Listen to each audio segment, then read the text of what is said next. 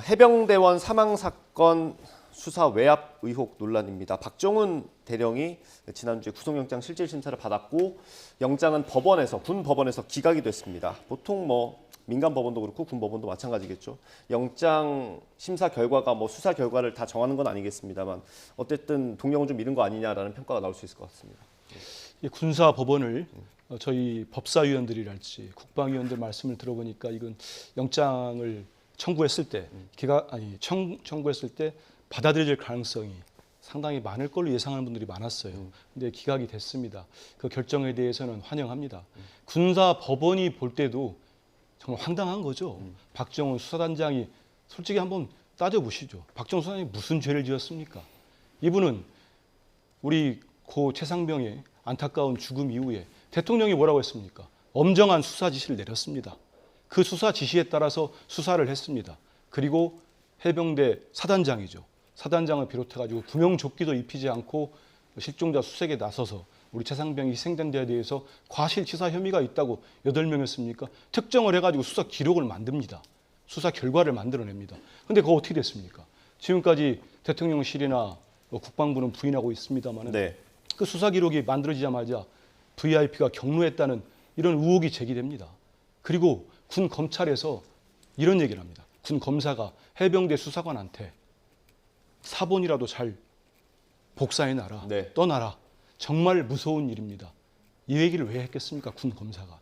군 검사들이 보더라도 해군 소속 검사였던 것 같습니다. 그죠? 아무튼 이런 얘기까지도 하는 걸 보면은 저희들이 모르는 그 안에서 어떤 윗선과 어떤 힘에 의해서 이번 사건을 은폐, 축소하는 시도가 있었다고 볼 수밖에 없습니다.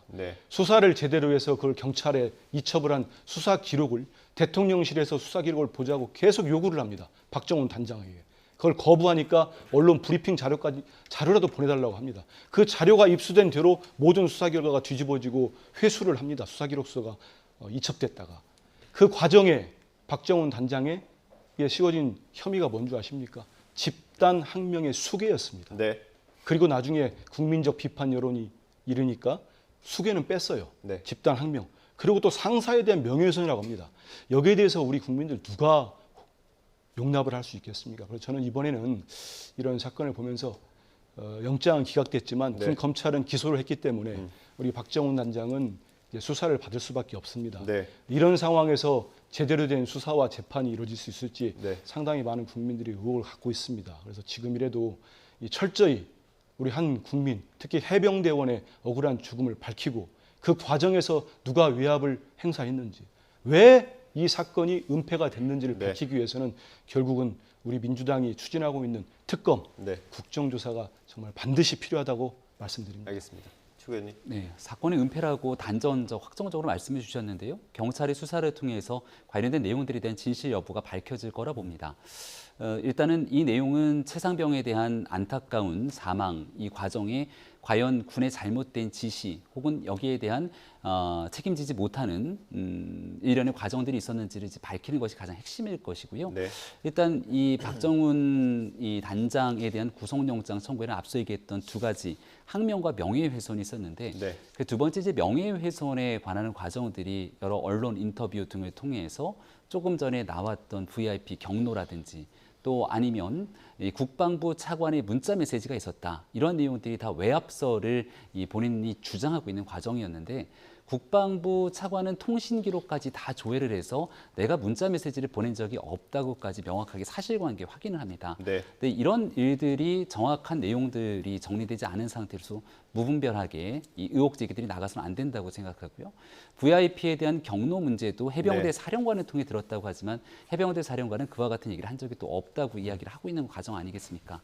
일단 중요한 것은 이 박정훈 단장이 이 보직해임에 대한 집행정지 신청을 한 만큼 본인이 하고 있었던 이 수사 과정들이 정당하고 적합했는지 그 보직해임에 이르는 과정이 군내에서 부적합했는지는 또 다른 재판 과정들을 통해서 드러날 것이기 때문에 그 내용들을 차분히 지켜보면 좋겠고 제일 중요한 최상병 사망에 대한 이 어떤 과정에 문제가 있었는지에 대한 진실을 밝히는 일 일단 이 일에 집중하도록 정쟁의 소지로 이 문제가 끌려 들어가지는 않았으면 좋겠습니다. 알겠습니다.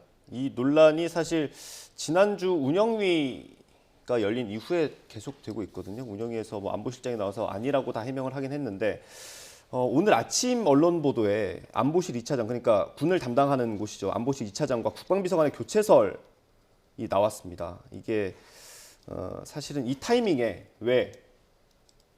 라는 의문이 붙거든요. 어떻습니까? 전혀 관련이 없는 걸까요? 일각에서는 이 문제에 대한 책임 때문에 바뀐 것 아니냐 뭐 이런 얘기들도 있겠습니다만은 또 대통령실 내에서는 그런 과정들과 연결되지 않았다고 이야기를 합니다.